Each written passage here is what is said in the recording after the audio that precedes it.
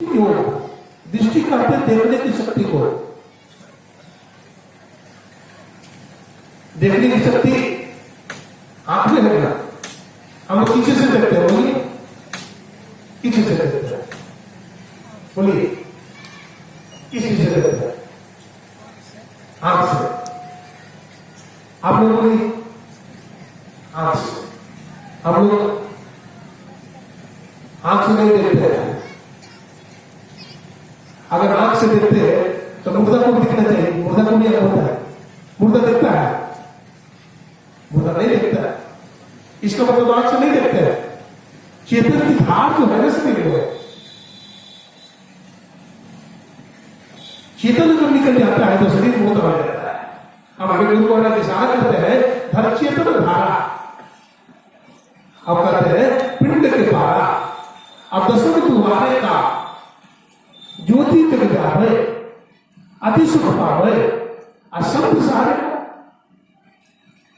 आप ध्यान करेंगे कि सबसे पहले 9 द्वार से जब 10वां द्वार में जाएंगे, जिसको आज्ञा चक्र कहते हैं, जिसको सुखदना भी कहते हैं, जिसको लीलागिरी भी कहते हैं, और गोरखपुर की भाषा में कहे तो बंक नाम कहते हैं। बंक नाम में हो गए सूर, रोग रोग ध्वनि बाजे तूर।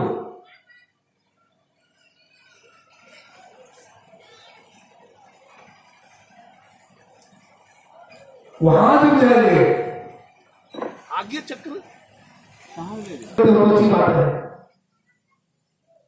कहते दुख में सुमरन सब करे, और सुख में करे ना कोई बेमान आदमी हो जो दुख में सुमरन करता है।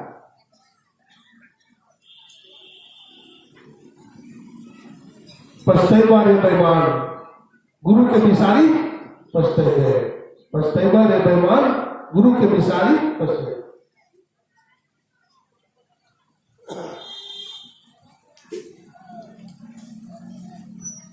जीवन में जब कभी घबराकर तेरा नाम आता है, तेरे रहमत का सहारा काम आता है। रह न सके वो जो दुनिया के मालिक थे, जब चला सिकंदर यहां से तो दोनों हाथ खाली थे। क्या लेकर के जाओगे? कुछ लेकर के नहीं जाओगे। संसार के नाशवान पदार्थों के पीछे पड़ जाओगे, लेकिन थोड़ा सा भी अगर गुरु के लिए प्रयास करोगे, ईश्वर के लिए प्रयास करोगे, तो ये धन तुम अपने साथ लेकर चले जाओगे। और इस धन के माध्यम से आपको बार बार मनुष्य का शरीर मिलता रहेगा, बार बार परमात्मा की तरफ चलते रहोगे, आपको सदगुरु मिलते रहेंगे। क्योंकि भक्ति के वजन को संभालने की शक्ति मनुष्य के शरीर में है। गाय भैंस हाथी घोड़ा का शरीर भक्ति के वजन को संभाल नहीं सकता है। इष्ट भजन करने वाले को, भक्ति करने वाले को मनुष्य का शरीर मिलता है।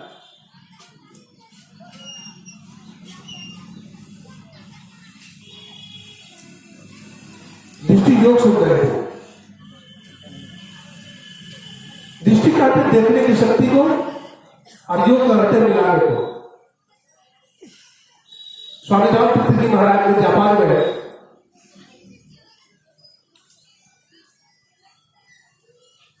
योग सिखाया।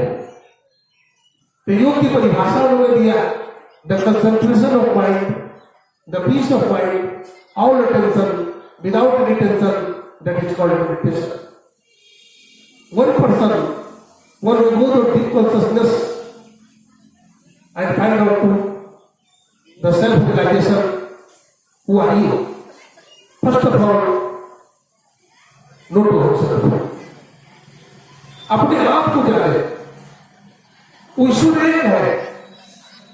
और हजरत मोहम्मद साहब ने कहा ला इलाहा इल्लल्लाह मुहम्मदुर रसूलुल्लाह अलैहि वसल्लम, उस अल्लाह के सिवा दूसरा माबूद मानने योग्य नहीं।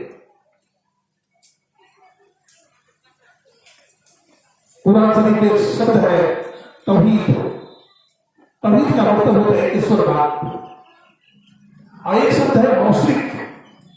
का मतलब होता है बहुदेववाद। हम लोग एक ईश्वर को माने, हम लोग एक ईश्वर परमात्मा को माने, बहुदेव उपासना न करें।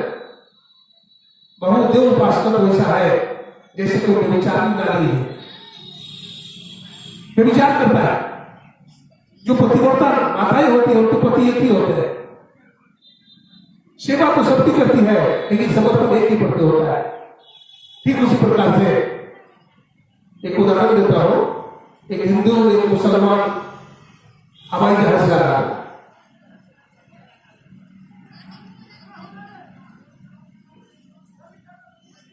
पायलट ने कहा भाई इंजन खराब हो गया, पैराशूट लेकर कूदिए। तो पैराशूट लेकर कैसे कूदने लगे।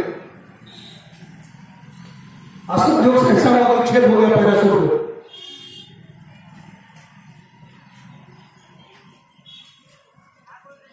जब हिंदू नीचे गिरने लगा तो कहा है हनुमान जी बचा लीजिए। तो हनुमान जी महाराज आगे लगे तो फिर कहता है हे दुर्गा महारानी बचा लीजिए। तो सोचते दुर्गा जी को पुकारा है तो हनुमान जी लौट गए। फिर दुर्गा जी आने लगी तो कहता है काली मैया बचा लीजिए। काली मैया भी लौट गई, वो गिरा और मर गया। और एक जो मौलाना जी नीचे गिरा मुसलमान भाई तो कहा हे अल्लाह ताला बचा लीजिए, हे अल्लाह ताला बचा लीजिए, हे अल्लाह ताला बचा लीजिए। अल्लाह ताला आए उसको बचा लीजिए।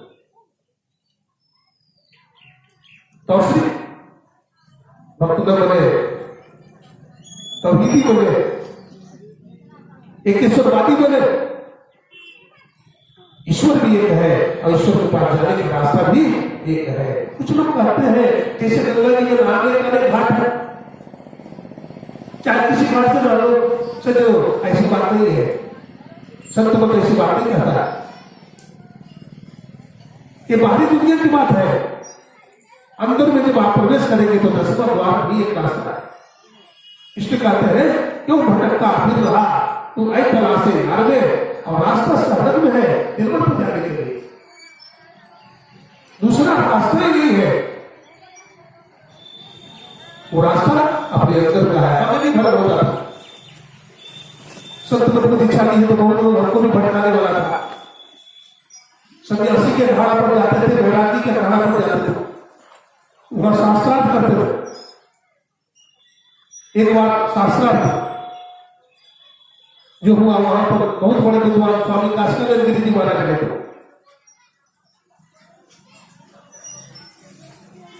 अरे वहां शास्त्र वैसे उस जगह होता है, बड़े बड़े चोटी वाले ब्राह्मण त्रिपुर लगाए होते हैं, लगते हैं ऐसे पैसा लगता है, ऐसे ऐसे हिलाते कर वहां कोई खड़ा खंडन खंडन खाद्य है, अद्वैत सिद्धि है, विवरण प्रमेय है, बहुत सारे ग्रंथ पढ़ना पड़ता है। ब्रह्मसूत्र है, श्रीमद् भगवद गीता, श्रीमद् भगवद गीता और ब्रह्मसूत्र और उपनिषद, इसको लघु प्रस्ताव कहते हैं। आप विवरण प्रमेय, खंडन खंडन खाद्य और अद्वैत सिद्धि ये आचार्य ने पढ़ाया जाता है। ये सारी बातों की कहने की जरूरत नहीं है। शास्त्र भी पढ़ना चाहिए और भजनानंदी भी बनना चाहिए।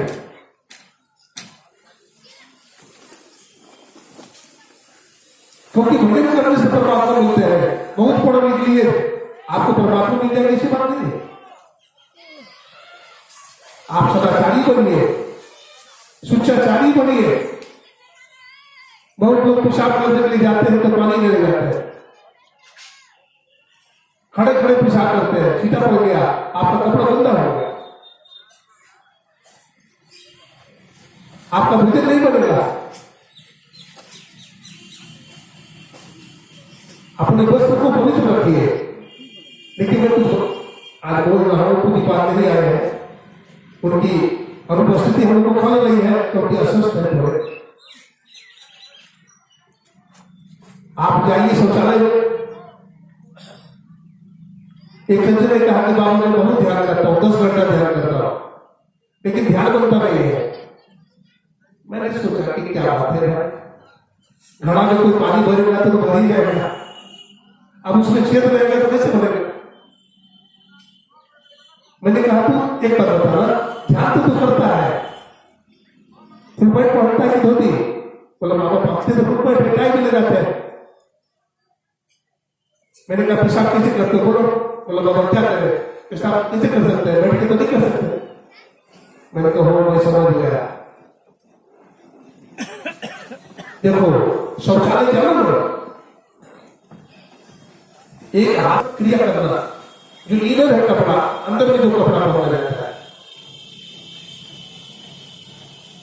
उसको बाहर में आकर के हाथ पे धोने के बाद, अरे बाई हाथ में मिट्टी लेना 3 बार लगाना, दाहिने हाथ में मिट्टी लेना 3 बार लगाना, बढ़िया से खुला करना, अटमल करना, पैर धोना, उसके बाद इधर कपड़ा को पहनना। इस तरह से तुम्हारी शरीर की शुद्धि होगी। अरे शरीर की शुद्धि होगी तो मन की भी शुद्धि होगी। इस तरह से करने लगा। एक साल के बाद हमसे मिला, वो कहता बाबा अब हमारी जो कमी थी ना पूरी हो गई है, अब हमारा ध्यान बढ़िया बनता है। मैंने कहा गुरु महाराज की कृपा। तो शरीर को भी शुद्ध बनाना चाहिए। हमारे संपादक बाबा एक बार थे, कोलकाता में रहते हैं, हमने चिता नहीं पढ़ा। एक माई अपना 2 पोता को ले गई थी सत्संग में, आपू जी बाबा मुझे पढ़ा रहे थे, अपना पोता का नाक पूछी अपने हाथ में, बाबा आ गए, बाबा आए प्रणाम करने के लिए गई और नेट पोस्ट बाबा के दोनों चरण में। ये प्रणाम करने से फायदा हुआ? बार बार कहा जाता है माताओं मेरे भाइयों दूर से प्रणाम करो। हम लोगों का शरीर पवित्र नहीं रहता है। माताएं देखो, बहुत सारी माताएं का आंचल माथा पर नहीं है, कपड़ा माथा पर रखिए। अगर ऐसा नहीं करेंगे तो पति की आयु छीन हो जाती है। ये संतों का सत्संग है, सदाचार शिक्षाचार। जैसे क्यों के साथ यू का संबंध है, उसी तरह से भजन का सदाचार के साथ संबंध है।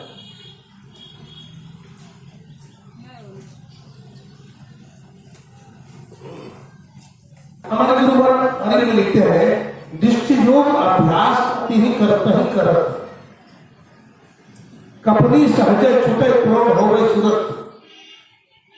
3 दरवाजा टूटे नजर की जोर से, अरे हारे में ही लगे टकटकी खूब जोर बटो से। तो दृष्टि योग का अभ्यास करने से क्या होता है? गुरु महाराज करते ही करत, मैंने करते ही नहीं।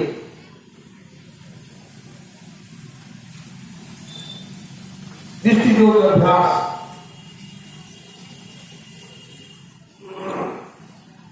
कपनी सहज छूटे है। जब हम लोग ध्यान करते हैं तो सूरत मिलती है, ऐसे काफी। जैसे पेट्रोल गाड़ी पर कोई कीड़ा बढ़ गया है तो कीड़ा इससे हो सकता है? नहीं हो सकता है। लोग पेट्रोल मिल रहा है, अगर कीड़ा सोचे कि हम साथी से बैठे तो दीवार पर जाना पड़ेगा, उसको पेट्रोल तो करना पड़ेगा, दूसरा कोई पड़ेगा। मन के साथ सूरत का संबंध है। जहां मन जाएगा वहां सूरत जाती है।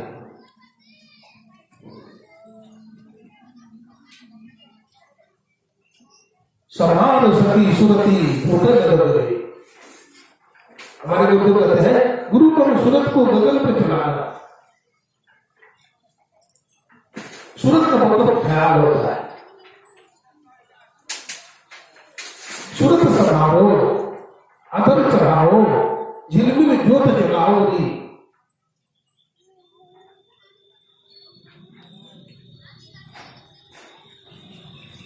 सखी क्यों देर लगाई, चटक चलो द्वार। सूरत की चर्चा कभी साहब कहते सूरत नगर से मेला करके आनंद नाद बजावे। सूरत क्यों भूल रही चित चलो स्वामी पास नारद स्वामी। मन उल्टे तो सूरत कहा, जब मन उलट जाता है तो उसको सूरत कहते हैं।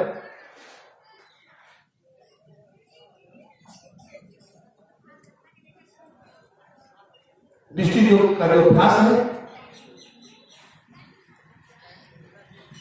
दृष्टि योग को समझते हैं। अरे शरीर गर्दन मस्तक को सीधा करके अंधकार मंडल में देखना, सामने में देखना। हमारे को मन क्या कहा, सुखबनिया में मोरी नजर लागी, अगल बगल का हम दृष्टि न डोले और सन्मुख बिंदु पकड़ना। अब भगवान ने कहा दिशा स्थान बोलोगे, इसी दिशा की तरफ देखो। और उसी को हमारे गुरु महाराज ने कहा अगल बगल का हम दृष्टि न डोले और सन्मुख बिंदु पकड़ लागी, सुखबनिया में मोरी नजर लागी।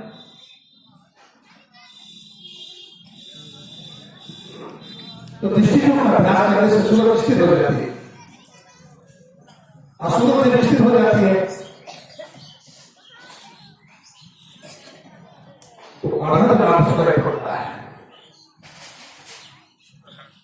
जब से अनहद होश होगी, इंद्रिय थकित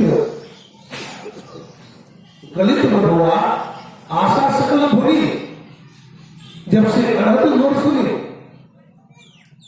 न बदली प्रकाश मंडल से जब साधन ऊपर उठता है, वैसे प्रकाश में सब व्यापक है। जैसे भूगोस्तु भरणी, जहां जहां धुआं है वहां आग रहता है। ठीक उसी प्रकार से जहां भी प्रकाश होगा वहां शब्द जरूर रहेगा, क्योंकि सूक्ष्म अपने स्थूल में व्यापक होकर अपना स्थान ऊपर रखता है।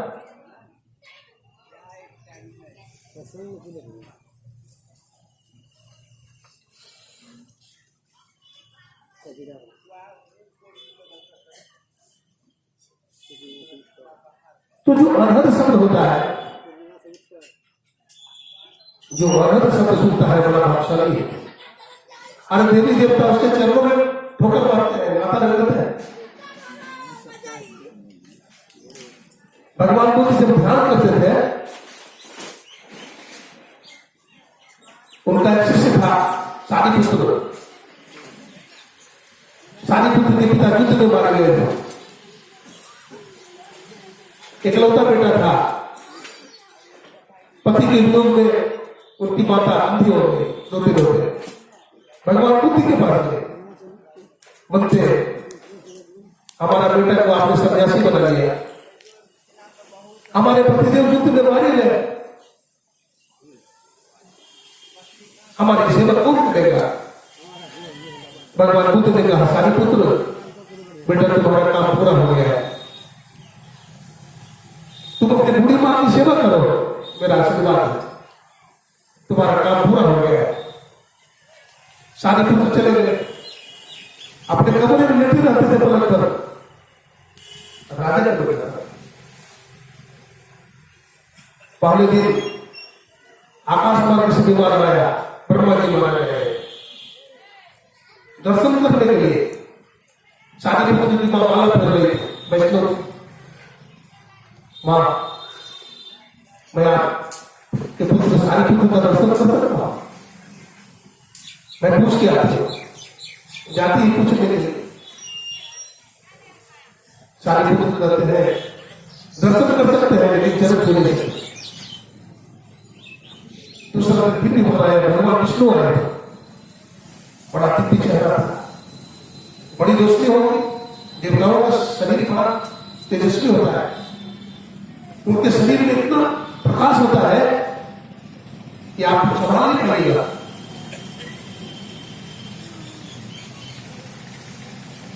तीसरे दिन भगवान शंकर आए, वो भी यही बात पूछे, दर्शन कर सकता हूँ, चरण छू सकता हूँ? भगवान महावीर ने कहा चरण छू नहीं सकते, दर्शन कर सकते हैं। से लौट गए। सारिपुत्र की माँ पुराना ले गया, कहती बेटा 3 दिनों से दिमाग का तापा लगा हुआ है। बड़े तेजस्वी महापुरुष आते हैं, उनके शरीर में बहुत रोशनी होती है, ऐसा अलौकिक पुरुष मैं देखा नहीं। माँ बेटा ये पहले दिन कौन आए थे? माँ पहले दिन सृष्टि के रचयिता ब्रह्मा जी थे। बोलो बेटा सृष्टि के रचयिता ब्रह्मा जी महाराज भी तुम्हारा दर्शन करते? बोलते हाँ माँ। दूसरे दिन कौन थे? साक्षात भगवान नारायण विष्णु। बोला भगवान विष्णु की दुनिया का पालन करते हैं? बोला हाँ। और तीसरे दिन कौन थे? साक्षात भगवान शंकर। बेटा तो धन्य है, बेटा तो धन्य है, तुम्हारे बच्चों को पवित्र कर दिया। सारी पुत्र का दिमाग मैं तुम्हें भी तार के जाऊंगा, कुछ ही दिनों के बाद तुम भी मुक्त हो जाओगी, तुम्हारा पापिव शरीर छूट जाएगा। मानव का जीवन परमात्मा को पाने के लिए मिला है। अगर सब काम किया, धन जमा किया, मकान बनाया, दुनिया में जय जयकार हो गए, रावण ही बन गए, रावण जैसे धनवान हो गए, विश्व विजेता सिकंदर बन गए, तो क्या होगा? सब कुछ यही छोड़ के चले गए।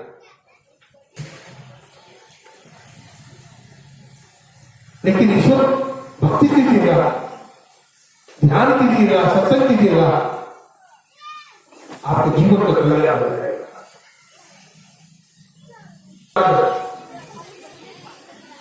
बहुत तरह के हैं, बहुत तरह के शब्द होते हैं। जहां शब्द है वह प्रकाश नहीं है। ऐसा नहीं समझिए जहां शब्द हो रहा है वह प्रकाश भी है, वो नहीं है। त्रिकुटी मंडल तक बन जाता है। मन चित बुद्धि अहंकार की है त्रिकुटी लगी दौड़, कह डरी आगे के परे और अनंत की दौड़। लेकिन आप शब्द जिसको शास्त्र कहा गया है उसको पकड़िए आप, और शास्त्र को आप पकड़ लीजिएगा। कबीर साहब ने कहा भी शब्द खोज मन बस करे, सहज जो है ये है, और सत्य सत्य निज सार है, यह तो झूठी है। बाइबल में आया है in the beginning was the word was with God and word was God. सृष्टि के आदि में शब्द था और शब्द ईश्वर था।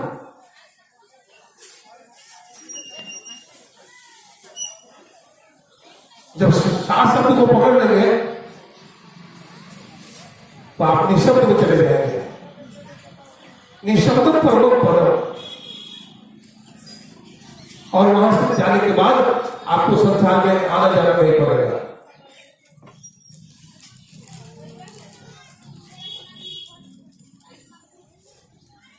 आप संत बन जाइएगा,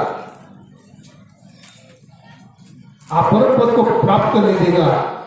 माता सबरी ने परम पद को प्राप्त कर लिया।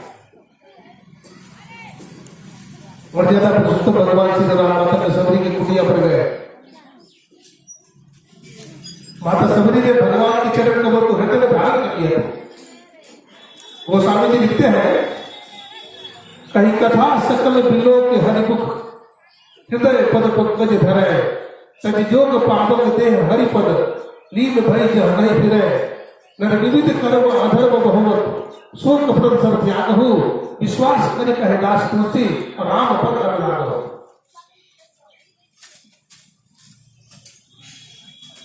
योगाग्नि प्रकट हुई। सज्जनों, जो ध्यान करते हैं उसके अंदर योगाग्नि है।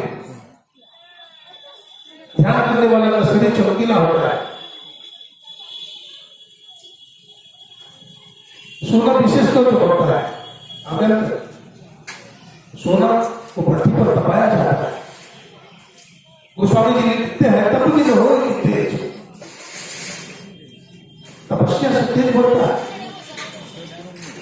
धातु को दबाने से उसकी चमक बढ़ती है। सोना दिल नहीं लगे, लोहा गुरु ने खाए, और गुरु की चिताई आत्मा अभी नरक में जाए। गुरु के द्वारा जो चिताई गई आत्मा है नरक नहीं जा सकती। ये विश्वास चाहिए। हम लोग पाठ करते हैं एक सर्वेश्वर पर अचल विश्वास, पूर्ण भरोसा, अपने अंतर में उनकी प्राप्ति का दृढ़ निश्चय रखना, सदगुरु की निष्कपट सेवा, सत्संग और दृढ़ ध्यान अभ्यास, इन पांचों को मोक्ष का कारण समझ जाते हैं। गोस्वामी तुलसीदास जी महाराज लिखते हैं, कामी तरह, क्रोधी तरह, लोभी तरह हजार, कामी तरह, क्रोधी तरह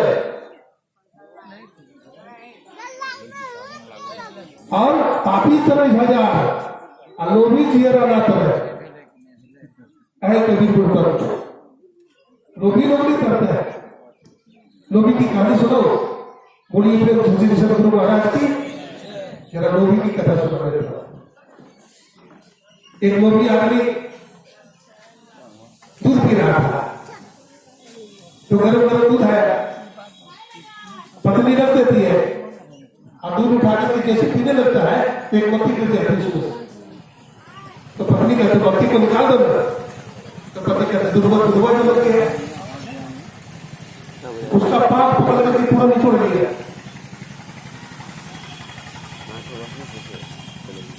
मक्खी चूस बोलते हैं ना, एक होता है कंजूस, एक होता है मक्खी चूस। एक मैं कहानी कर रहा हूं, एक व्यक्ति था, उसका नाम था दानचंद। बढ़िया से सुनिए, जरा आगे से थोड़ी पहले श्री सदगुरु महाराज की, श्री सदगुरु महाराज की, श्री सदगुरु महाराज की। हाँ, आलस को तोड़िएगा तब तो सुनिएगा। दानचंद नाम का एक कोई व्यक्ति था, दानी तो नहीं था वो, लेकिन मजाक से लोग कहते थे दानचंद। गंगा दशहरा का समय आ गया, उसके घर के बगल में ही गंगा जी बहती थी।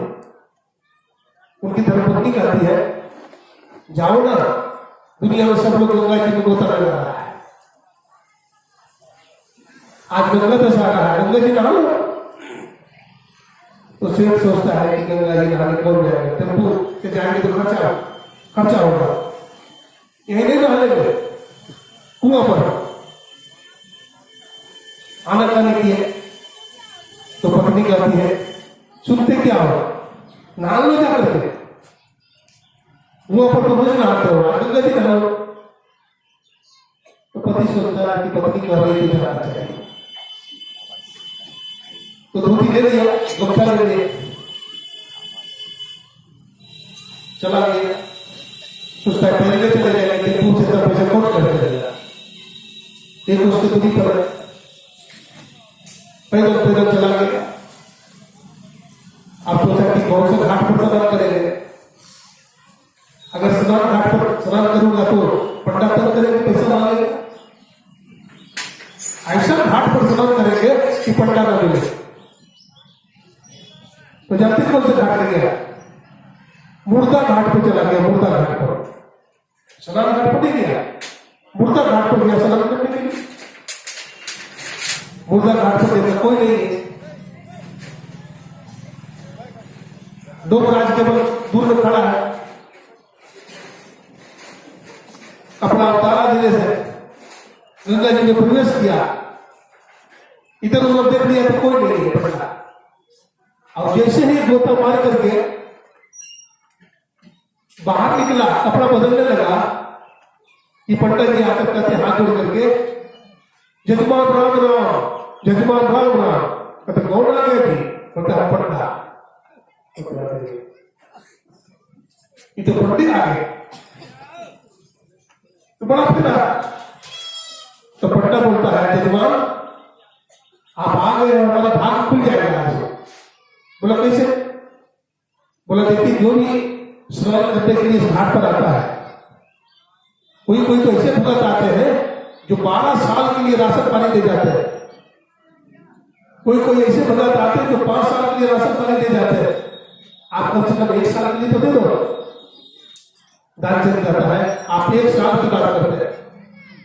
हम 1 महीना का नहीं दूंगा, हम 1 दिन का नहीं दूंगा, और हम 1 शाम का नहीं दूंगा। हम किसी को कुछ दिया ही नहीं, कभी तुमको भी नहीं दूंगा।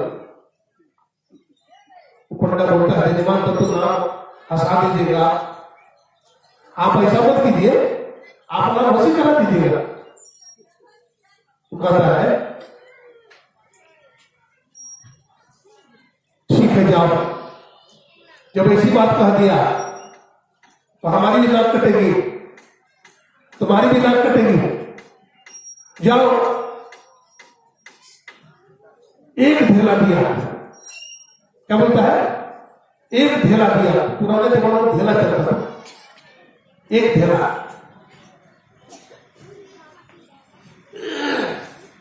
वो भी उधार, नकद में उधार। बोला ठीक है मंजूर है। बेचारा बड़ा उदास हो गया था, क्या खामो खा पालन कर लिया पंडा। मैं उसी समय कह रहा था पत्नी को कि मैं नहीं जाऊंगा, तो लेकिन मानी नहीं, अब पाला पड़ेगा तो देना पड़ेगा। पंडा जी चले गए, सेठ जी अपना घर चले गए। सेठ जी घर में जाते हैं, बड़े उदास है, जाके पलंग पर सो जाते हैं। पत्नी पूछती है क्या बात है, तबीयत खराब हो गई, थक गए हैं? पता नहीं थका तो नहीं हो, लेकिन मैं तुमसे मना किया कि नहीं जाऊंगा, लेकिन तुम कहेगी चले जाइए। तो पंडा से पाला पड़ गया। बोला क्या? बोला 1 ढेला देना पड़ेगा उधार। इतने में पंडा जी आ गए, पत्नी बाहर गई और पंडा जी आ गए। बोले दानचंदी का घर यही है? बोला हाँ यही है। तो दानचंदी कहाँ है? बोला अभी गंगा जी से आए हैं, 5 मिनट हुआ है, तो बुला दीजिए। तो पत्नी अंदर जाती है, पतिदेव से कहते हैं पंडा जी आ गए हैं, कुछ गश के आए हो ना? बोला हाँ गश के आया हो, 1 ढेला उधार तो दे दो। तो पंडा जी क्या कहते हैं?